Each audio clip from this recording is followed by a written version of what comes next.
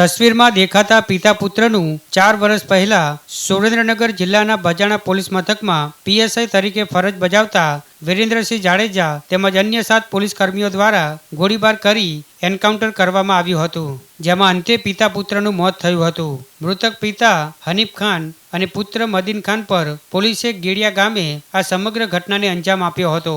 જે બાદ મૃતકના પરિવારજનો દ્વારા આ સમગ્ર મામલે કોર્ટમાં કેસ દાખલ કરવામાં આવ્યો હતો અને ન્યાય માટે 4 વર્ષથી પરિવાર કોર્ટના ધક્કા ખાઈ રહ્યું હતું. ત્યારે આખરે કોર્ટના આદેશ બાદ પીએસઆઈ વિરેન્દ્રસિંહ જાડેજા સહિત 7 પોલીસ કર્મીઓ વિરુદ્ધ બજાણા પોલીસ મથકમાં મોડી રાત્રે ગુનો નોંધવામાં આવ્યો છે, જેમાં પીએસઆઈ વિરેન્દ્રસિંહ જાડેજા, રાજેશ સવજીભાઈ, શૈલેષ પ્રહલાદભાઈ, કિરીટ ગણેશભાઈ, દિગ્વિજયસિંહ, ગોવિંદભાઈ અને પ્રહલાદ પ્રભુભાઈ નામના પોલીસ કર્મીઓનો સમાવેશ થાય છે. ત્યારે પીએસઆઈ સહિત 7 પોલીસ કર્મીઓ સામે ફરિયાદ દાખલ થતા હાલ તો પોલીસ બેડામાં ખળભળાટ મચ્યો છે. ત્યારે ટૂંક સમયમાં પીએસઆઈ સહિત 7 પોલીસ કર્મીઓની ધરપકડ પણ થઈ શકે છે.